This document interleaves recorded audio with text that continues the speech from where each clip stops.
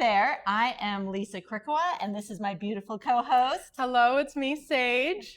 And we are welcoming you to another episode of Jewels and Tools. That's right. What is our subject today, Sage?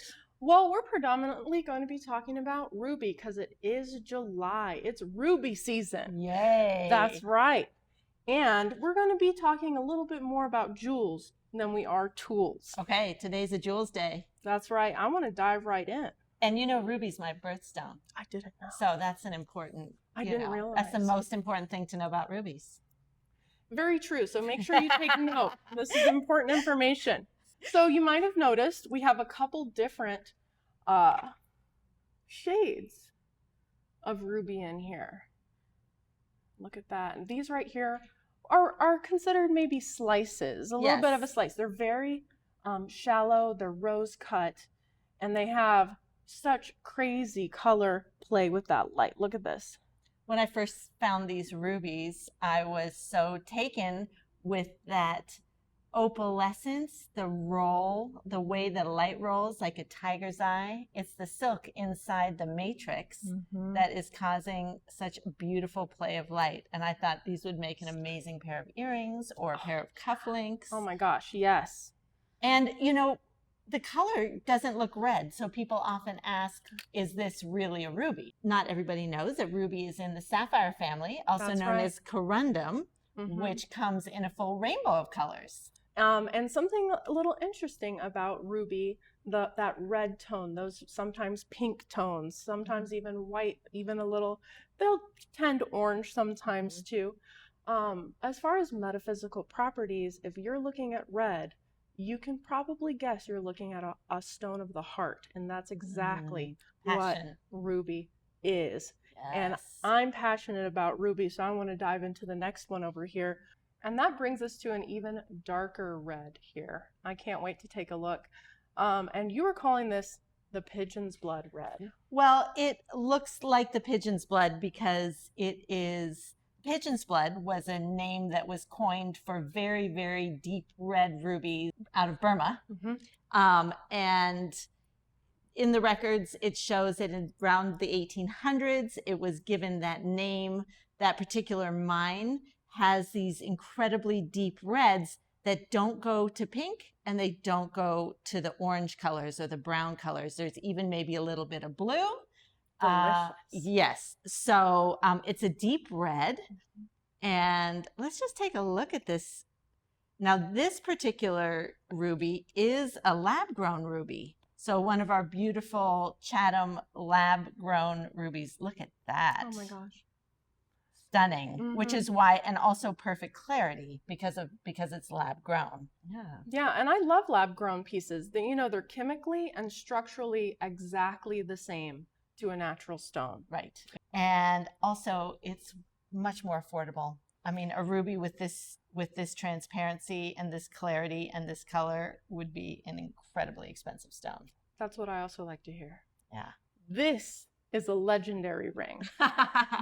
I'm excited to take a closer look at this ring right here. Okay. This also has rubies in it, but it has the small rubies. Natural,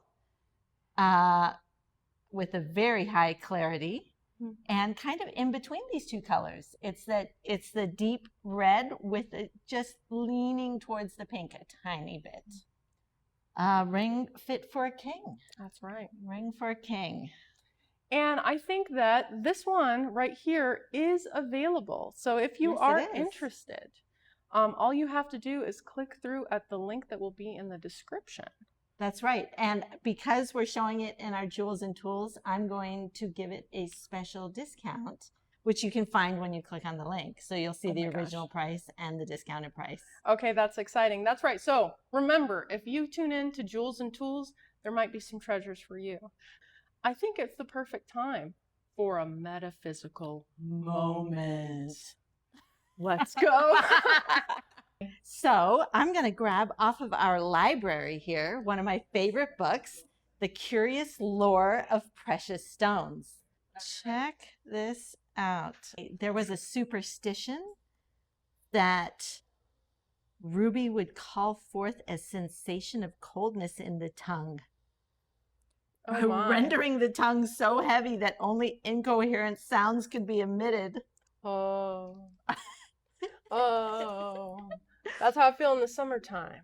Whose color is suggestive of blood, were not only believed to confer invulnerability from wounds, but this blood-colored stone would inflict a more deadly wound if used as a bullet than would a bullet. Okay, that's a weird one. Imagine that one. Okay, that's a weird one. Let's move on. There's that invulnerability again. Yes. Invulnerability. The favorite gem of Burma, where the finest specimens are found, The pigeon blood. is valued not only for its beauty, but also believed to confer invulnerability. Ooh. Oh, but it's not good enough to just wear it as a piece of jewelry, but you have to insert it into your flesh. Put it in. Okay, moving on. So, dreaming of ruby indicated the king would have great joy and good fortune and would be more feared by his enemies than before. Good for him. What is that? Foretelling. No. Telling. For it was foretold that the guests would come and I would be out of wine. That is not good. Okay, but in the end, guys, you can't be out of wine. Can't be out of wine. Sorry, that That's a caught bad my drink. attention. Yeah. It clicked. She was like, wait, what'd she say? Let's not run out of wine. Mm-mm-mm-mm. Ruby isn't called the king of gemstones for nothing. Long associated with courage, passion, and protection, this fiery red gem is full of balance, believed to ground your energy while awakening the heart. Ooh. It's also the stone of devotion. It represents a love that is passionate, resilient, and fully alive. Wear it as a reminder to protect your energy, trust your strength, and pursue what sets your soul on fire. And bring in the light. Bring it! I love that. Speaking of bringing in the light, it's time to bring a spotlight onto a very special announcement. Oh. So, announcing a webinar we will be hosting. I will be your host in this wonderful webinar that takes place on Friday, August 7th at 2 p.m. Pacific, 5 p.m. Eastern. But let's see, I will be talking about how to think like a designer when designing jewelry, engagement rings, wedding bands, and other jewelry such as pendants. So please sign up to join me at this wonderful live webinar. You can submit questions in the comments here, and hopefully there'll be a link somewhere down below. I'm looking forward to it. I'm going to show images and do a little CAD and just show some sketches and talk about, there'll be some Q&A and also some polls and I don't know what else. Oh my gosh. Maybe fireworks and, Oh my gosh. I'm going to be signing up. Don't forget the wine. Oh, fireworks and wine. Okay. Don't forget the wine.